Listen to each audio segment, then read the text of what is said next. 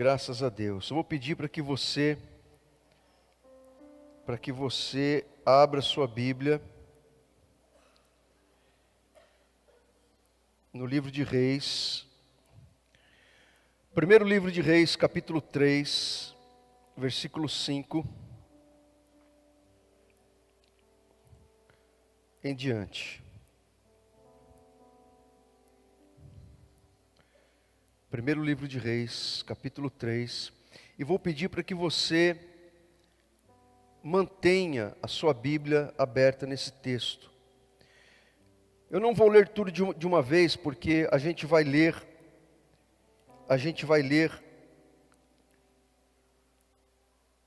bastante hoje aqui a palavra de Deus. Tá bom? Eu vou ler bastante a palavra do Senhor com você nesta manhã. Primeiro eu queria orar com você e pedir para que você abra o teu coração, feche os teus olhos, fale com o Senhor, peça para que o Espírito Santo fale com você nesta manhã. Peça para que Jesus fale com você. Deus tem hoje uma palavra para nós sobre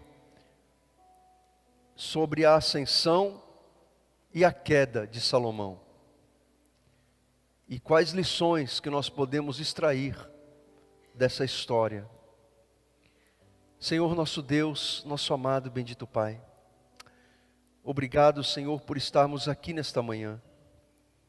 É um privilégio para nós e uma alegria muito grande podermos cultuar juntos com os irmãos, numa só fé, numa só comunhão, num só Espírito, o nosso Deus, o nosso Salvador, o nosso amado Jesus que nos salvou e nos remiu.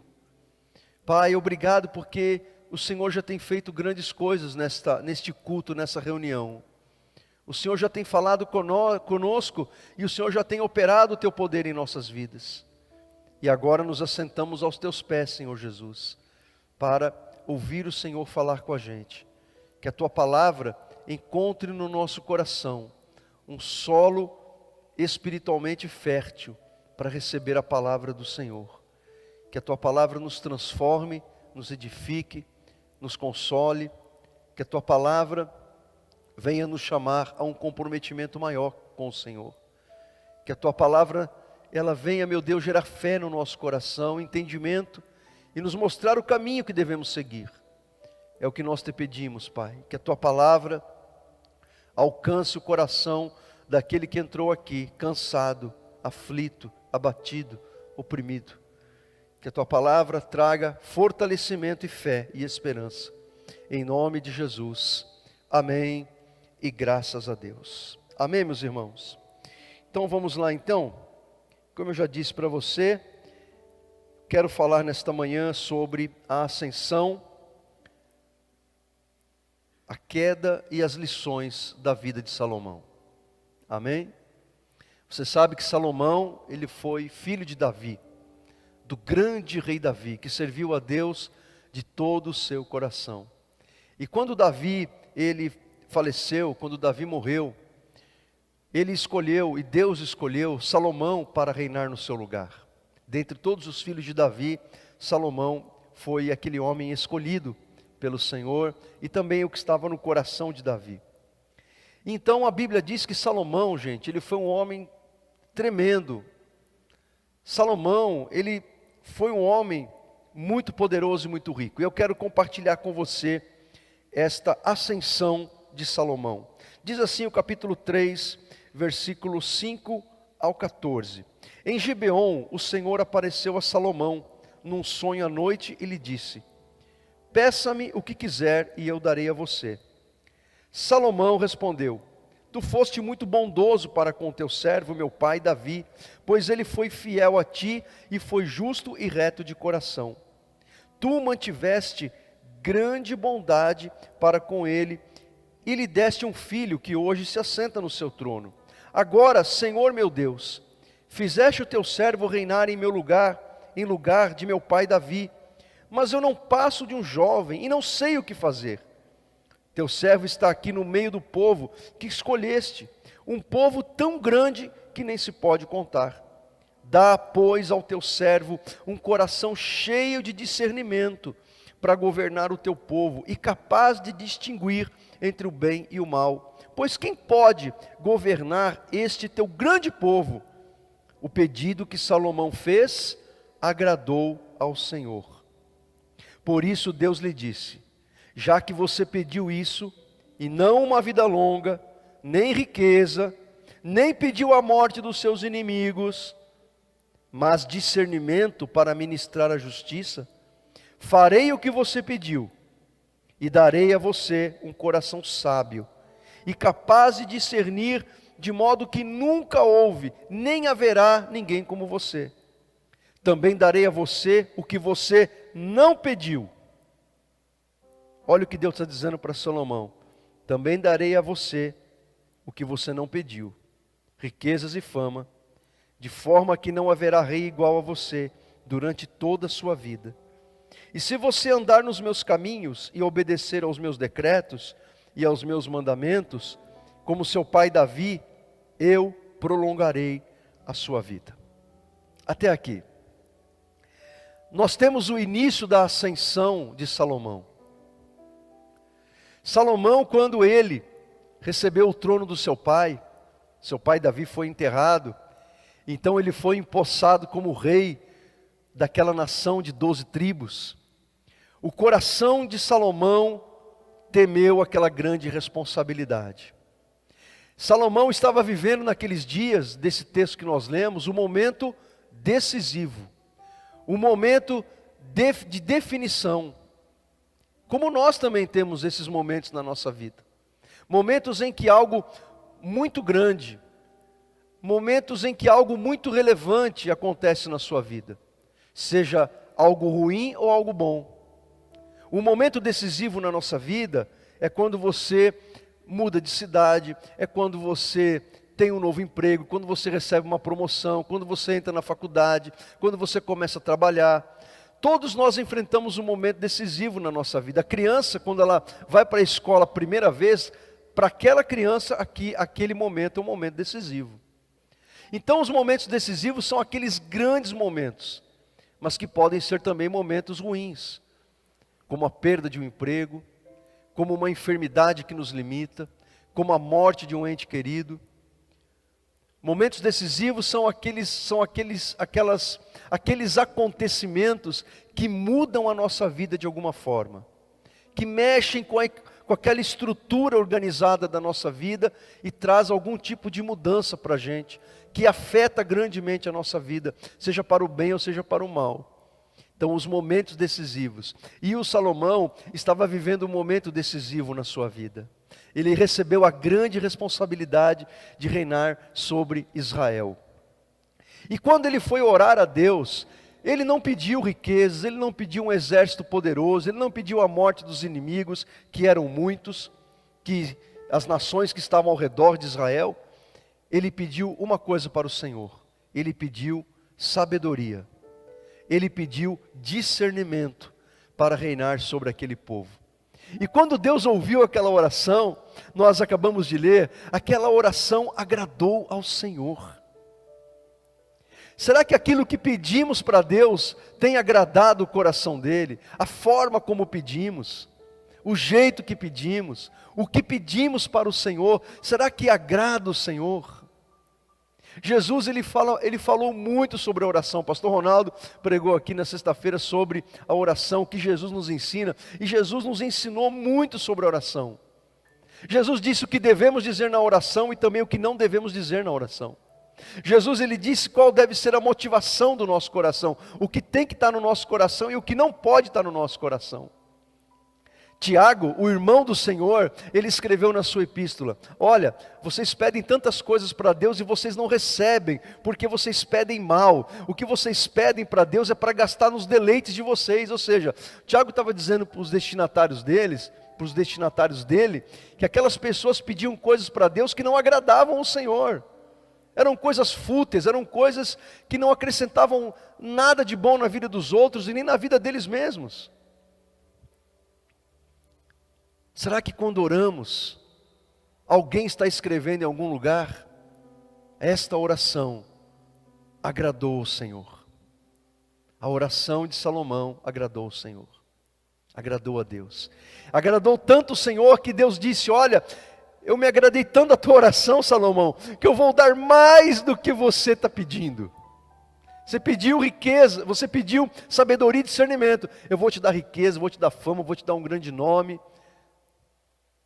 É óbvio que Deus ia dar tudo isso para Salomão, e ele precisava entender que tudo aquilo a mais que Deus estava dando, Salomão ia ter que usar com sabedoria, para a glória de Deus, para o bem-estar da nação.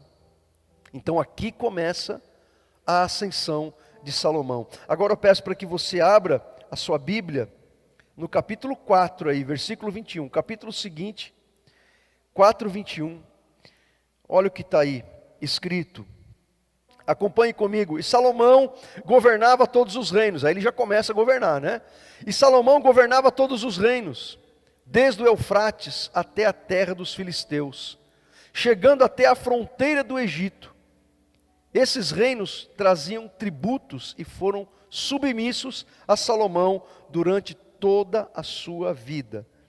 Versículo 26.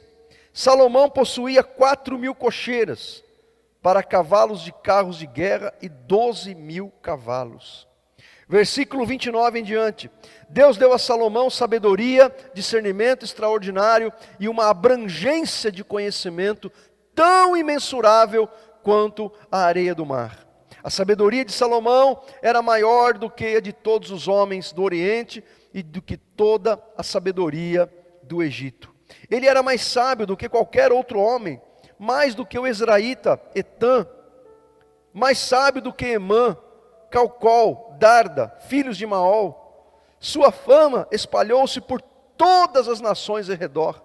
Ele compôs 3.000 provérbios, e os seus cânticos chegaram a 1.005. Descreveu as plantas, desde o cedro do Líbano, o cara virou cientista, até o isopo que brota nos muros. Também discorreu sobre os quadrúpedes, as aves, os animais que se movem rente ao chão e os peixes. Homens de todas as nações vinham ouvir a sabedoria de Salomão. Eram enviados por todos os reis que tinham ouvido falar da sua sabedoria. Então apenas um exemplo do que se tornou Salomão por causa daquela oração que ele fez, pedindo sabedoria. Quando você vê ali no versículo 21, que territorialmente o reino de Salomão ia lá do Eufrates até as fronteiras do Egito, preste atenção, é uma grande porção territorial, que nem antes de Salomão e nem depois dele, nunca Israel, até hoje, nunca Israel, até hoje, nem antes de Salomão e nem depois de Salomão, Israel nunca dominou essa porção de terra, geograficamente falando, como nos dias de Salomão. Chegou próximo daquela porção de terra que Deus prometeu para Abraão, para os seus descendentes. Então aquela promessa feita a Abraão não se cumpre aqui. Quase se cumpriu, mas não se cumpriu. E nós cremos que essas promessas vão se cumprir literalmente. Então quando que elas se cumprem? A gente crê que lá no futuro escatológico, no reino milenar. Mas isso aí é uma outra história para a gente falar uma outra situação. Tá certo? Mas só para você entender como que o reino de Salomão foi um reino poderoso. Territorialmente, ele atingiu um espaço de terra, geograficamente, naquela geopolítica, que nunca Israel, nem antes e nem depois dele, alcançou. Para você ter uma ideia de quão grande foi o Salomão. Salomão, ele tinha muitos animais, 4.000 cocheiras, 12.000 cavalos.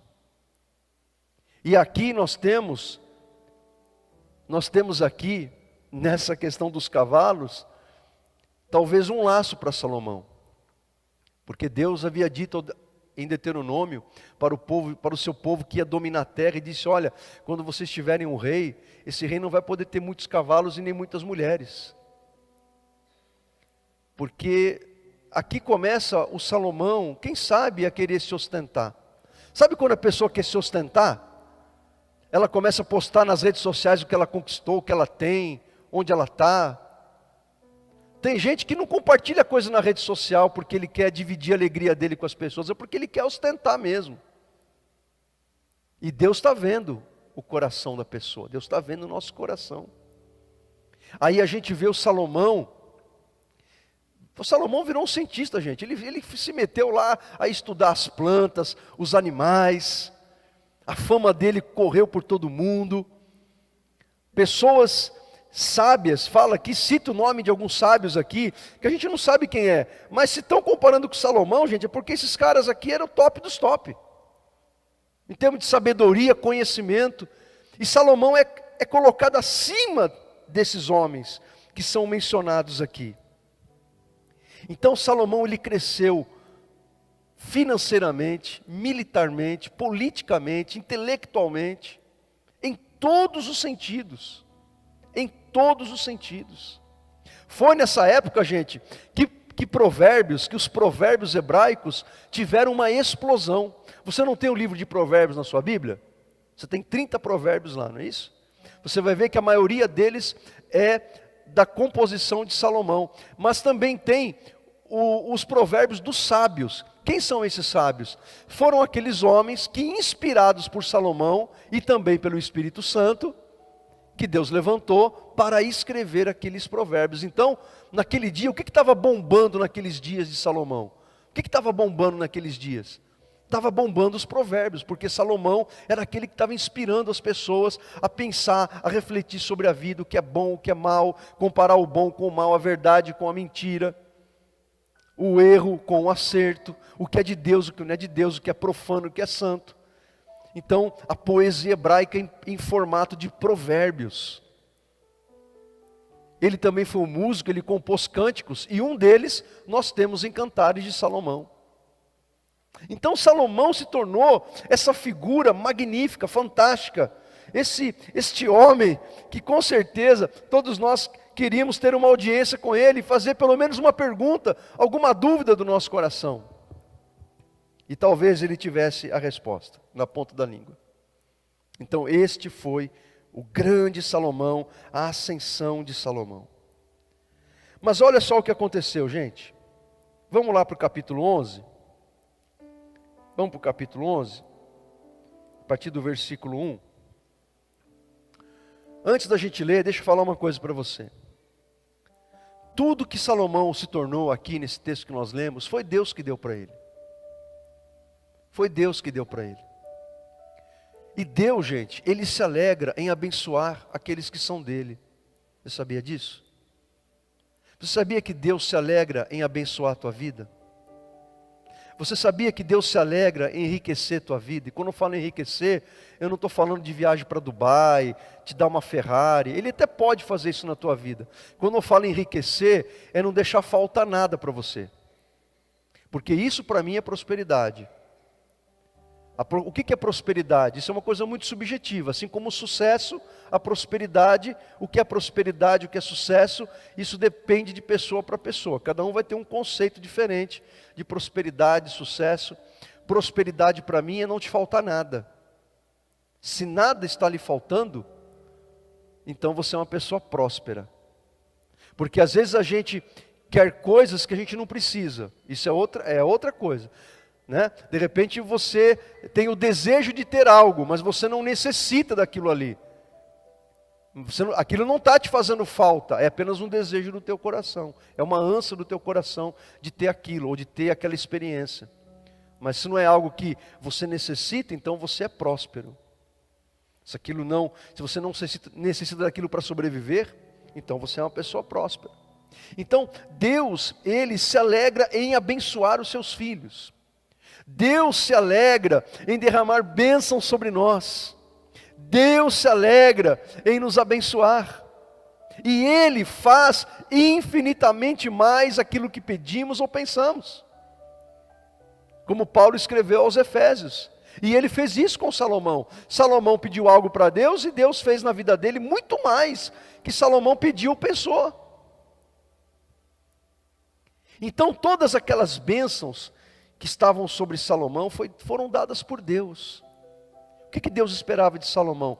Que ele soubesse usar aquilo para o bem.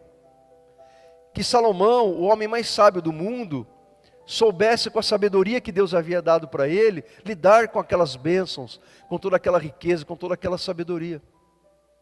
Quando Deus te dá uma bênção, Ele quer que você, quando Ele começa a te abençoar, começa a enriquecer você, Deus quer que você saiba usar aquilo para o bem.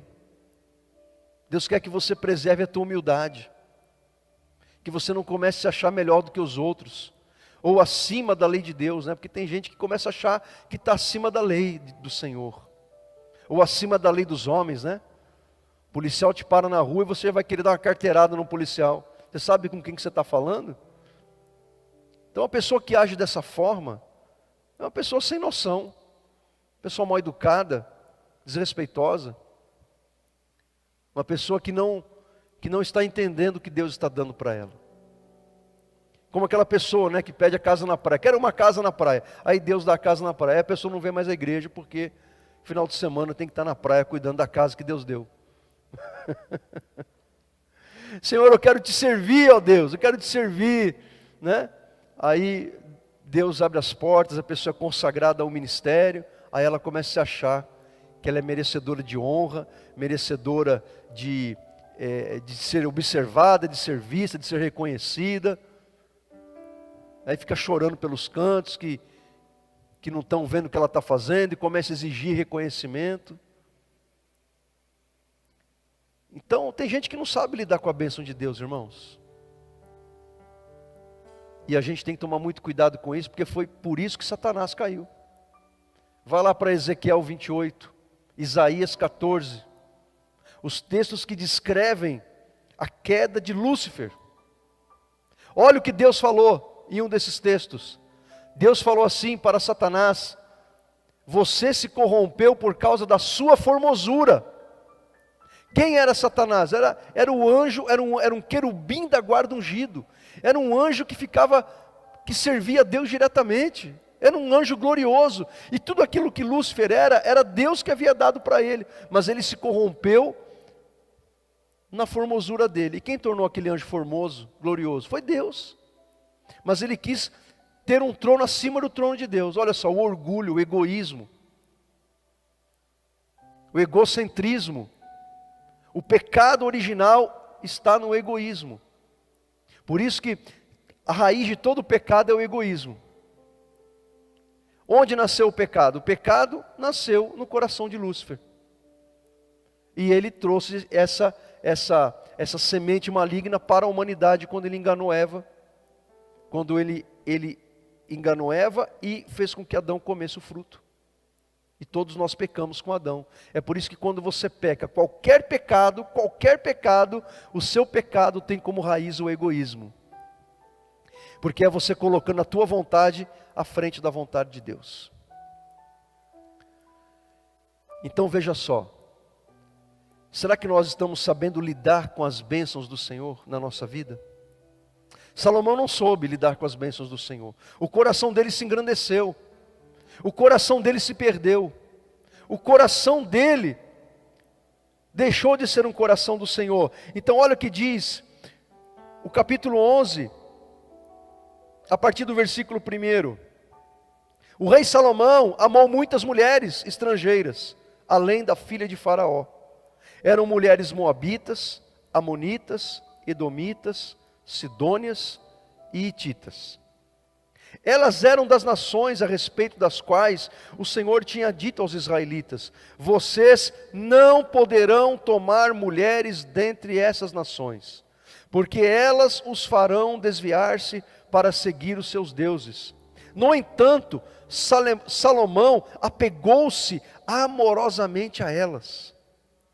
Casou com 700 princesas e 300 concubinas. E as mulheres o levaram a desviar-se. À medida que Salomão foi envelhecendo, suas mulheres o induziram a voltar-se para outros deuses. E o seu coração já não era totalmente dedicado ao Senhor, o seu Deus, como fora o coração do seu pai Davi. Ele seguiu a Astarote, a deusa dos Sidônios, e Moloque, o repugnante deus dos Amonitas. Por que fala que esse Deus aqui, o Moloque, ele era repugnante? Porque a imagem de Moloque era uma imagem oca, feita de bronze. E eles acendiam um fogo dentro dessa imagem, e as crianças recém-nascidas eram sacrificadas vivas dentro desse Deus. Eram jogadas nesse fogo sacrificial, dentro dessa imagem de Moloque. O Salomão adorou esse Deus. Adorou Astarote, deusa dos Sidônios. Dessa forma, Salomão fez o que o Senhor reprova, e não seguiu completamente o Senhor como seu pai Davi. No monte que fica a leste de Jerusalém, Salomão construiu um altar para Camos, o repugnante deus de Moabe, e para Moloque, o repugnante deus dos Amonitas. Também fez altares para os deuses de todas as suas outras mulheres estrangeiras, que queimavam incenso e ofereciam sacrifícios a eles. O Senhor irou-se contra Salomão por ter se desviado do Senhor, o Deus de Israel, que lhe havia aparecido 2 vezes. Embora ele tivesse proibido Salomão de seguir outros deuses, Salomão não lhe obedeceu. Então o Senhor lhe disse: já que essa é a sua atitude, e você não obedeceu à minha aliança e aos meus decretos, os quais ordenei a você, certamente tirarei de você o reino e o darei a um dos seus servos. Ele está se referindo a Jeroboão I. No entanto, por amor a Davi seu pai, não farei isso enquanto você viver. Eu o tirarei da mão do seu filho, mas não tirarei dele o reino inteiro. Eu lhe darei uma tribo por amor de Davi meu servo, que é a tribo de Judá, e por amor de Jerusalém, a cidade que escolhi. Irmãos, Salomão é uma das figuras mais intrigantes das Escrituras. Porque a gente fica pensando, como que alguém que recebeu tamanha sabedoria do Senhor, conseguiu desandar desse jeito? Conseguiu sair dos trilhos da vontade de Deus, e não somente sair dos trilhos, mas capotar, né? E se arrebentar de tal forma, espiritualmente falando, moralmente falando. Como que o homem que recebeu tamanha sabedoria do Senhor, tamanha graça de Deus, se desviou daquela forma? E diz que a queda de Salomão aconteceu quando ele se apaixonou por mulheres que não conheciam o Senhor. Quando ele se apaixonou por mulheres que adoravam outros deuses. Em Deuteronômio, Deus havia alertado os futuros reis de Israel: não acumulem cavalos e não acumulem mulheres. Naquela época era permitido, por aquela sociedade judaica, e pelas sociedades daquela época, o homem ter mais de uma mulher. Mas o Salomão exagerou. Ele tinha 1000 mulheres. Gente, ter uma já é um trabalho lascado. Você imagina 1000. E ele já não era novinho não, viu? Ele não era novinho não. Ele tinha que dar conta daquela mulherada toda lá. E ele se apaixonou por elas de tal forma, que o amor por aquelas mulheres se tornou maior do que o amor que ele tinha por Deus. De tal forma dele construir altares aos deuses daquelas mulheres, que Deus havia proibido. Ah, se Davi soubesse o que Salomão ia fazer, eu acho que Davi tinha escolhido outro rei, outro dos seus filhos. E Salomão se perdeu, construiu altares àqueles deuses, adorou aqueles deuses. E quando a gente ouve essa história, a gente se lembra das palavras de Paulo que escreveu: aquele que pensa que está em pé, cuide que não caia. Acho que não tem ninguém aqui mais sabe que Salomão. E Salomão caiu. E a gente precisa manter o nosso coração reto diante do Senhor. Porque não tem como a gente se desviar dos caminhos do Senhor e a gente não ter consequências. Não tem como alguém deixar o Senhor e achar que nada vai acontecer. Não tem como alguém abandonar o Senhor, deixar de amar o Senhor e achar que não haverá nenhuma consequência, nem nessa vida e nem na eternidade. Não tem como, gente. Salomão ia sofrer uma consequência, e Deus disse: olha, eu vou tirar o reino de você. Porque toda aquela riqueza de Salomão, eu não li tudo o que a Bíblia fala sobre a riqueza de Salomão, mas o reino de Salomão foi um reino muito rico, riquíssimo. Mas aquilo ele fez à custa do quê? De pesados impostos. O povo estava sobrecarregado, o povo não aguentava mais, sem contar o trabalho escravo. Olha só, Salomão, o homem mais sábio do mundo, se perdeu até na administração do governo. Trabalho escravo, pesados impostos. Quando ele morreu, o seu filho Roboão assumiu o trono no lugar do seu pai Salomão. Aí a população foi falar com o rei Roboão: Roboão, nós não estamos aguentando mais, tem que aliviar essa carga sobre a gente. Aí Roboão foi se aconselhar com os homens mais velhos, com os conselheiros mais velhos, homens mais maduros. E esses conselheiros falaram: olha, alivia essa carga, diminui os impostos, alivia a carga de trabalho. E aí ele foi ouvir os seus amigos, ele foi buscar um segundo conselho com aquela rapaziada, com aqueles playboys que cresceram com ele no palácio do seu pai, vendo seu pai adorar outros deuses, se prostituir com outras mulheres. Ele foi ouvir gente que não tinha experiência.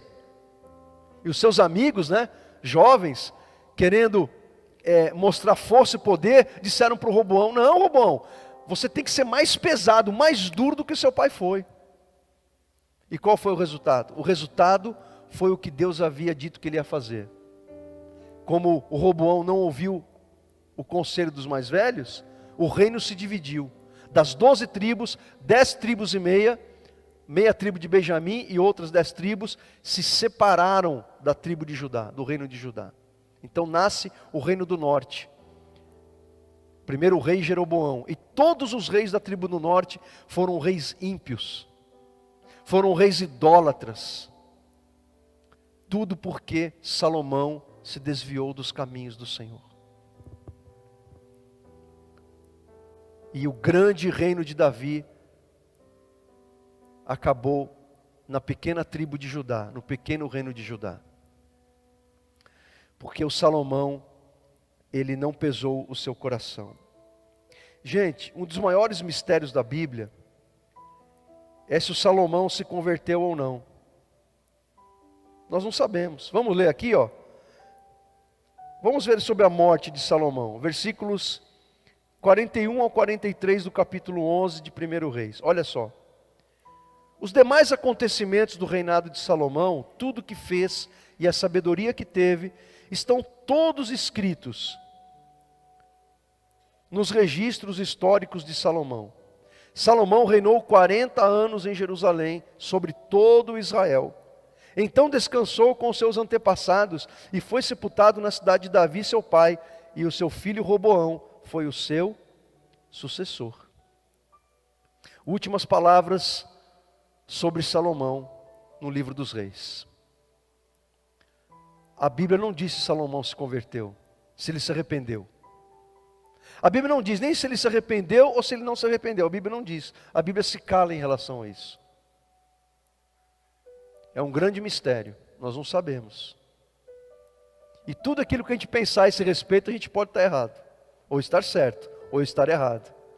O que me chama a atenção é que quando você vai para Hebreus capítulo 11, onde o autor daquela carta, a única carta, o único livro do Novo Testamento, que nós não sabemos quem era o autor, mas o que podemos inferir sobre tudo que ele escreve nessa carta, é que era um homem super conhecedor do Antigo Testamento, era um pastor cristão vindo do judaísmo, que conhecia muito bem, profundamente o Antigo Testamento, e quando ele, pelo Espírito Santo, no capítulo 11, ele traz a galeria dos heróis da fé, daqueles homens e mulheres proeminentes, relevantes do Antigo Testamento, que demonstraram uma vida de fé, de coragem, de devoção ao Senhor. O autor aos Hebreus, ele cita o nome de Davi, ele cita o nome de Abraão, de Moisés, ele cita o nome até de Raabe, que foi uma prostituta e se converteu, até o nome de Sansão, que havia se desviado dos caminhos do Senhor, mas que ao final de tudo ele se arrepende. Os heróis da fé. Mas o nome de Salomão não aparece na galeria dos heróis da fé. Salomão não teria se arrependido? Não sabemos. Nós não sabemos. Nós não sabemos se quando a gente chegar lá no céu, a gente vai encontrar o Salomão lá. É por isso que a história deste homem, da sua ascensão e queda, é um alerta para a gente. É um alerta para nós. Mas aí agora, eu convido você a abrir a sua Bíblia no livro de Eclesiastes, lá no capítulo 12. Eclesiastes capítulo 12. Tudo leva a crer, meus irmãos, que Eclesiastes foi escrito por Salomão. Porque ele diz que ele foi um homem sábio, ele diz que reinou sobre Israel, ele diz que ele provou de tudo nessa vida. Então, quando você lê o livro de Eclesiastes, preste bem atenção. O livro de Eclesiastes, gente, é o livro mais filosófico da Bíblia. Porque o que é a filosofia? A filosofia é o indagar do coração do homem, do coração humano, sobre o sentido da vida, sobre o significado da vida. A filosofia, ela não traz respostas prontas, porque quando a filosofia encontra uma resposta, ela vai fazer uma outra pergunta sobre aquela resposta que ela encontrou. A filosofia é o divagar da mente e do coração humano sobre o significado da vida, da morte, da vida em sociedade, da vida em família, da paternidade, da maternidade, da filiação, da criação. E quando você lê o livro de Eclesiastes, você vai encontrar um autor, que possivelmente seja Salomão, um autor que ele transita entre o tédio da vida, entre o cansaço de ter vivido tudo o que ele viveu, e alguém que ainda continua crente no Senhor e que compreende a vontade de Deus. É por isso que a gente não pode extrair doutrina do livro de Eclesiastes. Se a gente não pode extrair doutrina do Antigo Testamento, quanto mais de Eclesiastes. Por quê? Porque o compêndio doutrinário da igreja é o Novo Testamento. A gente não pode extrair doutrina de Eclesiastes, que foi um livro inspirado pelo Espírito Santo. Mas o que o Espírito Santo quer nos ensinar a respeito do livro de Eclesiastes? O livro mais filosófico da Bíblia. O que o Espírito Santo quer nos ensinar? O Espírito Santo quer nos ensinar o quanto que o homem sem Deus, a vida do homem sem Deus não vale nada. É isso que o Espírito Santo quer nos ensinar através do livro de Eclesiastes, que a nossa vida sem Deus, ela perde o sentido. Alguns acreditam que Salomão escreveu Cantares de Salomão, né, quando ele fala do seu amor pela sunamita, o livro que enaltece o amor conjugal e o amor sexual dentro da relação, dentro do casamento, que Salomão teria escrito Cantares de Salomão, o livro de Cânticos, quando era jovem, que ele teria escrito Provérbios quando atingiu a maturidade da vida, e que ele teria escrito Eclesiastes depois de ter se arrependido, de ter se desviado dos caminhos do Senhor. É possível? É possível. Podemos afirmar isso com certeza? Não. Mas se Salomão se arrependeu, faz todo sentido o que está escrito nesse livro. Porque nesse livro de Eclesiastes, o autor, ele vai dizer que ele já provou de tudo nessa vida. Ele já viu tudo. E a conclusão que ele chega é tudo vaidade. Todos os dias é a mesma coisa, sol se põe, sol nasce, sol morre, é lua, é nuvem que passa, e todos os homens que morrem vão para o mesmo lugar. Ele parece que está cansado da vida, ele já sabe tudo, ele já não aguenta mais estudar, ele já não aguenta aprender mais nada, tudo é tédio na vida dele. Mas ao mesmo tempo, este homem, ele continua entendendo o que Deus quer efetivamente para a sua vida. Por isso ele conclui o livro de Eclesiastes, que faz parte da poesia hebraica. Ele diz assim, ele termina assim, nos dois últimos versículos 13 e 14 do capítulo 12. Agora que já se ouviu tudo, ele está concluindo tudo que ele fala em Eclesiastes. Agora que já se ouviu tudo, aqui está a conclusão. Tema a Deus e obedeça aos seus mandamentos, porque isso é o essencial para o homem. Pois Deus trará a julgamento tudo o que foi feito, inclusive tudo que está escondido, seja bom ou mal. Faz todo sentido se foi Salomão que escreveu isso, se ele se arrependeu.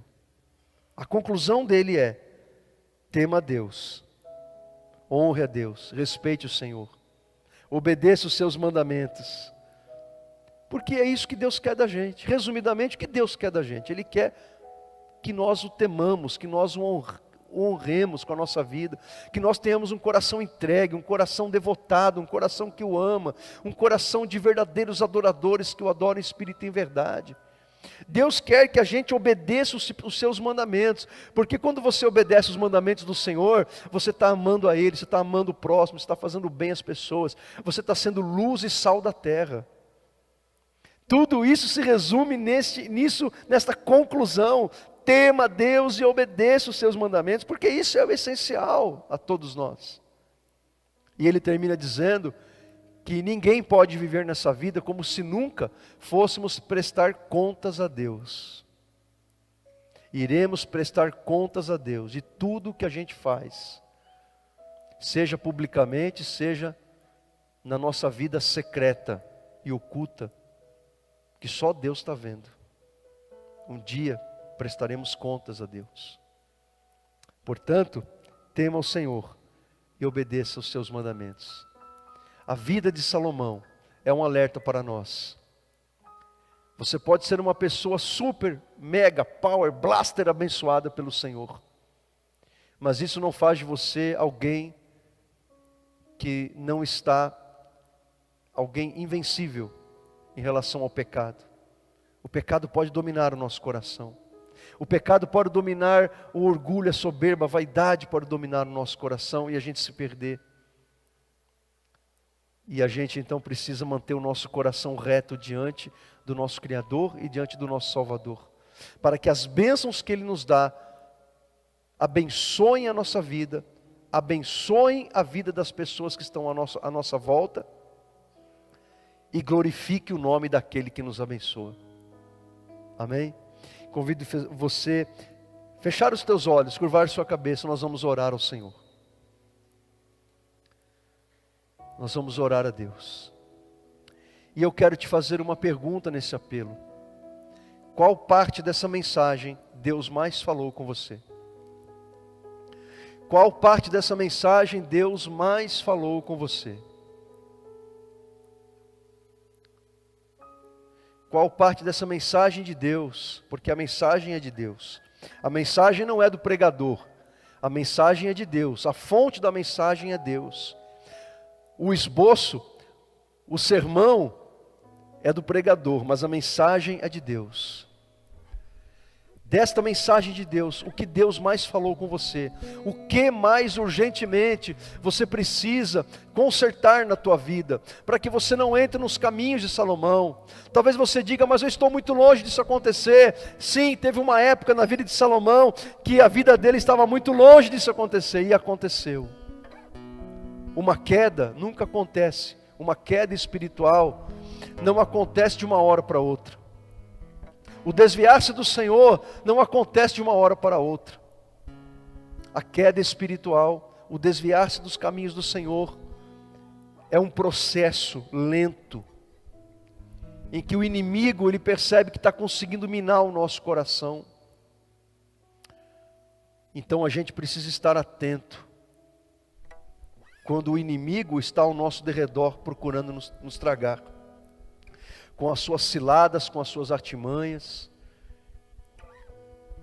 A gente precisa estar atento, vigilante, como Jesus disse. Vigiai e orai. Como Paulo escreveu aos Coríntios, estejam alertas, estejam vigilantes.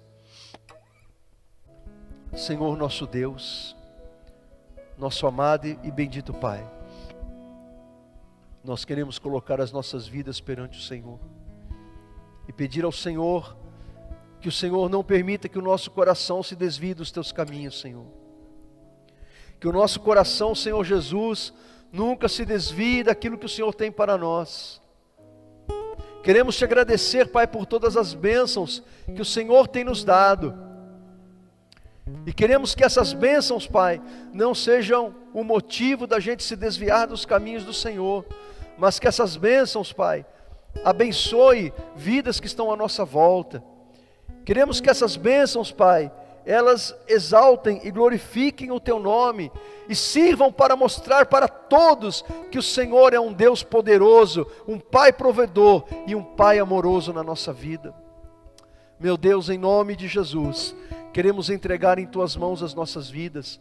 Se há alguém aqui, Senhor, neste momento, pedindo perdão pelos seus pecados, que o Senhor traga o Teu perdão, que o Senhor traga pela Tua graça, pela Tua misericórdia, que o Senhor venha trazer perdão e restauração. Não deixa, Senhor, a gente soltar as Tuas mãos, Senhor. Não deixa o nosso coração se perder, Pai.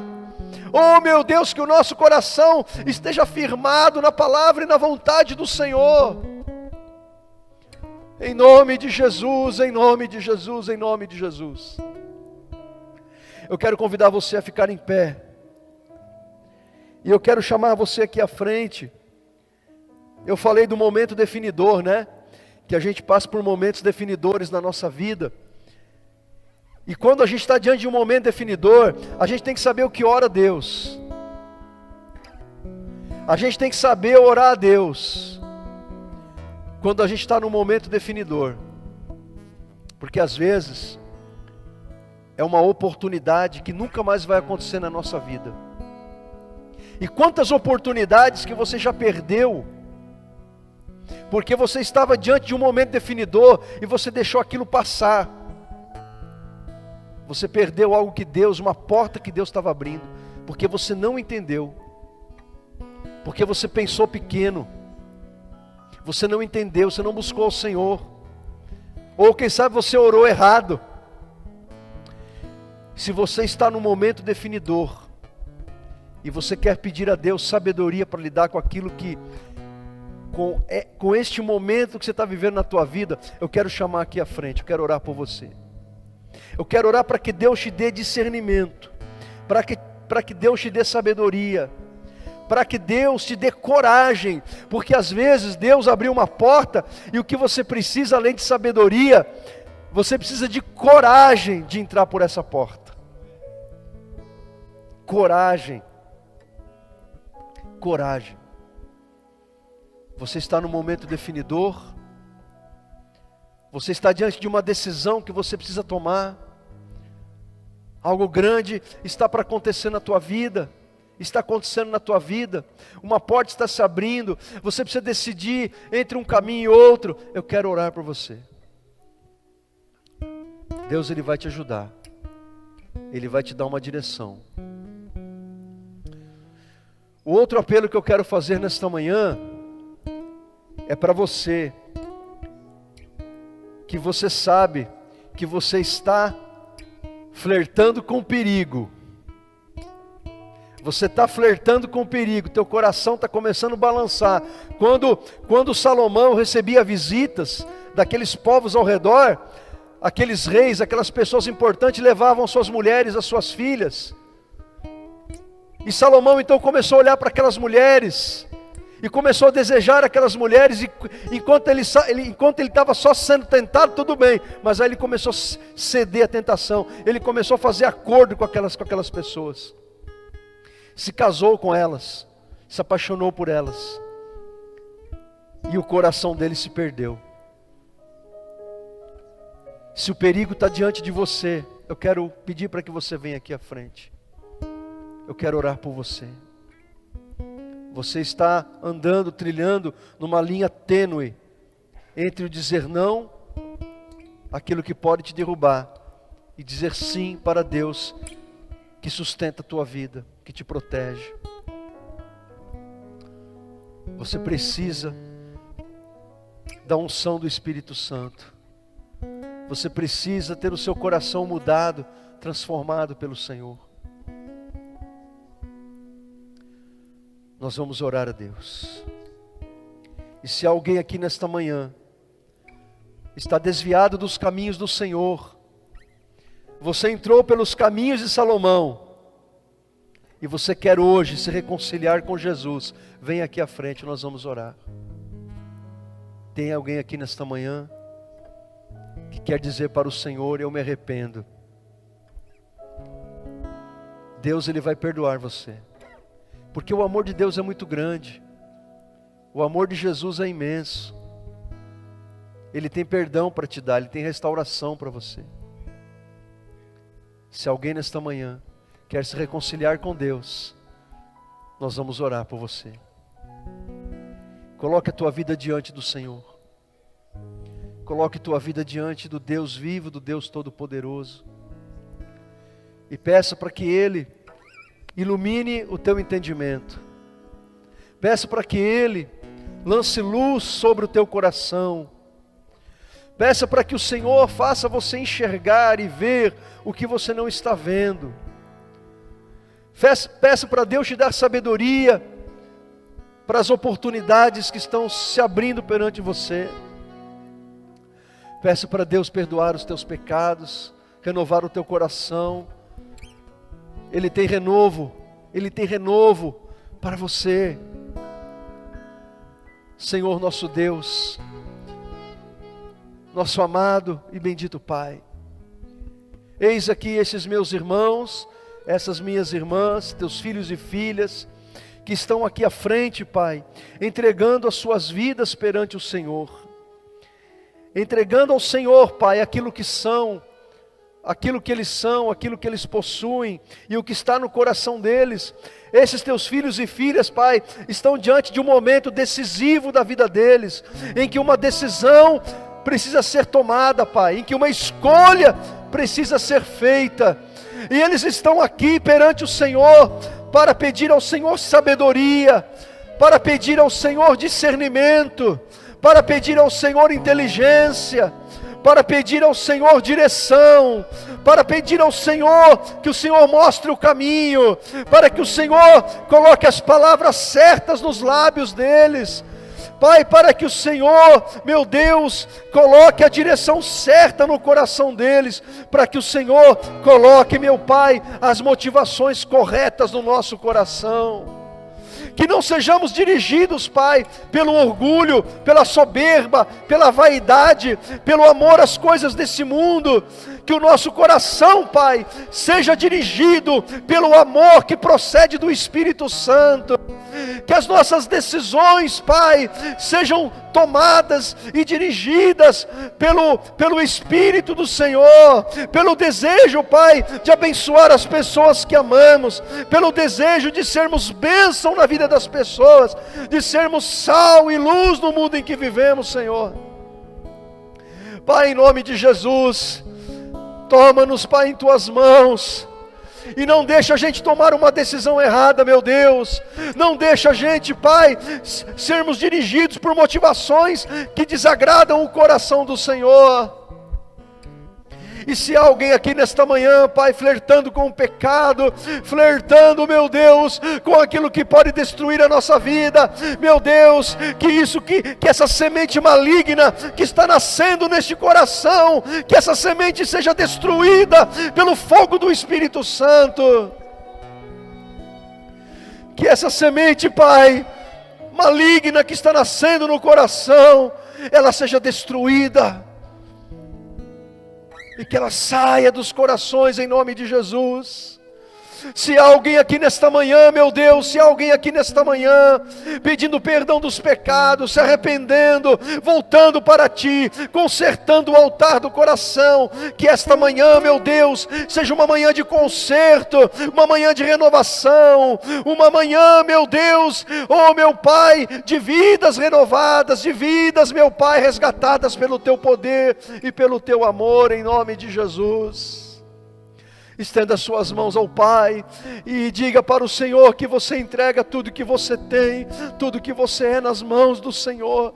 A tua vida, meu irmão, a tua vida, minha irmã, é muito importante para o Senhor, e eu quero te dizer algo, que essa decisão que você precisa tomar, que essa escolha que você precisa fazer, que a direção que você está buscando, Deus está interessado em você, Deus está interessado em te ajudar, Deus é o maior interessado, e Ele ama dirigir a tua vida, Ele ama dirigir o teu coração, porque a tua vida pertence a Ele,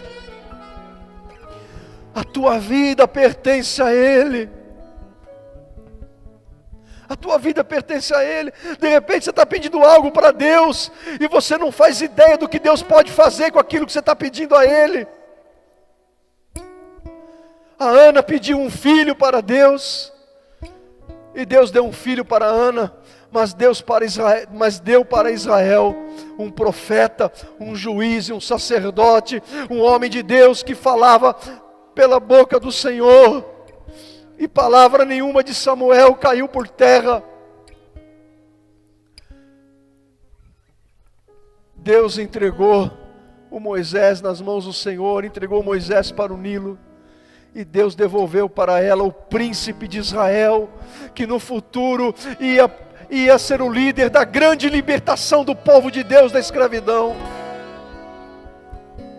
Às vezes você pede algo para Deus, e você não faz ideia do que Deus é capaz de fazer com aquilo que você pede. O quanto que Deus vai abençoar a tua vida, e a vida de centenas e milhares de pessoas. Peça para Deus te dar uma mente que pensa grande, e um coração que é humilde, que reconhece que toda grandeza na tua vida é para a glória de Deus. Vamos adorar o Senhor. Vamos adorar o Senhor. Fique aqui na frente mais um pouco.